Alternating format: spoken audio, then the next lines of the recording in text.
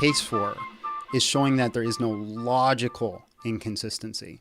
Because what my worldview is consistent. This is something that you would expect to see from an all-loving, all-just God, is a defeating of evil. Now you're saying evidentially he could have done it a different way, so therefore it's less likely that he's real. And that's fine. We can get into that argument. But nonetheless, there is no P and not P. My worldview stays consistent. And we can make the argument. We can do it like a Bayesian approach, and we could say, hey, because of all these evils, it doesn't seem likely that this God can exist. And I could say, sure, and then we can start weighing that. I think people can point to like, well, why does God allow for, humans to commit terrible acts on each other? And the response is free will, and that's fine or whatever. But what I think is a problem is that God commands things that he knows will lead to suffering. And I don't know, maybe your answer to this is going to be like the exact same. But like, for example, we know today, I don't know what the number is. It's not that many, but like I think a couple hundred kids every year die from infections from getting their circumcision. Well, I mean, thousands of years ago, when the Israelites were supposedly doing this, those numbers would have been astronomically higher. But God said that this is a covenant that he needs the Israelites to form with him. So he desired for that to happen. And the pain and misery to those child and the families and all of that, I don't understand how, again, it's the exact same thing. How can a perfect being do that to people? Yeah, so now you're making the argument that God commands something that is like harmful, does bad to people, so therefore he's not good? Yeah, like, but I would, again, call it a different kind of pointless suffering.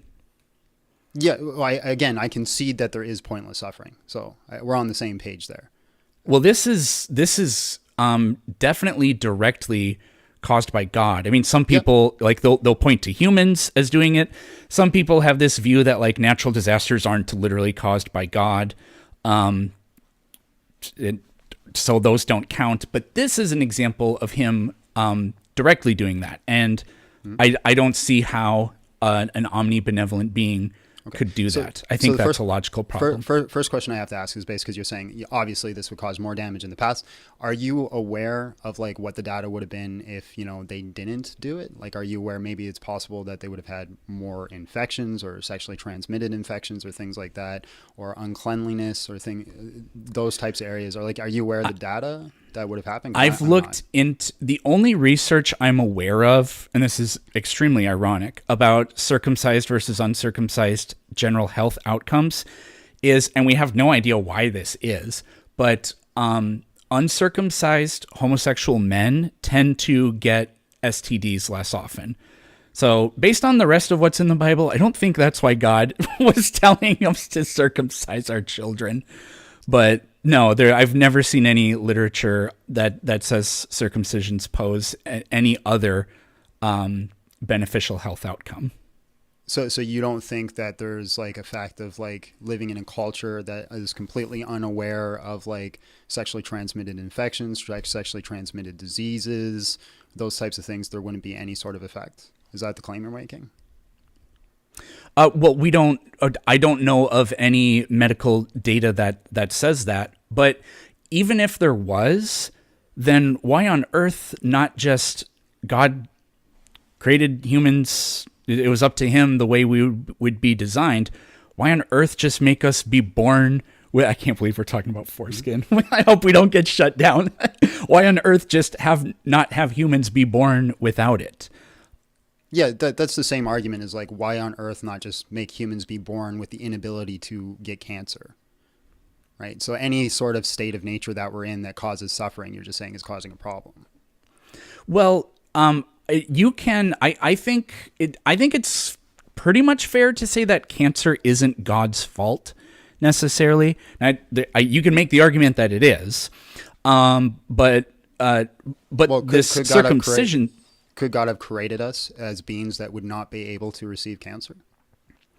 I guess it's possible, yeah. But he's not, but at the same time, it's not God's, it's kind of like a trolley. Well, I don't want to talk about the trolley problem, but God's not causing the cancer. In this case, God is causing the deaths of those children via infection, because he's giving them this covenant that they have to obey. Okay. In this hypothetical world, obviously using an internal critique, is it not logically possible that because they are obeying the covenant, God supernaturally makes it so they do not die from the infection? I don't think that that's reasonable. How come? To say.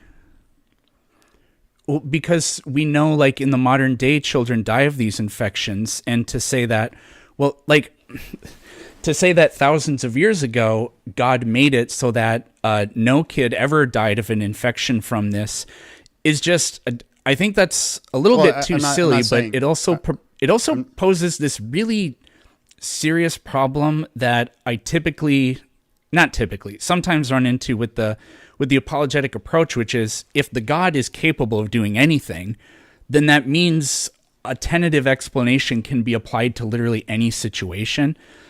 But an explanation that can explain absolutely anything at all explains nothing in particular. So it really loses value, actually, as an explanatory mechanism. Right. So what I'm saying is not every single person could have possibly had this supernatural experience. I'm saying specifically because God had a covenant and made a promise that he would honor his end of the promise and protect those individuals.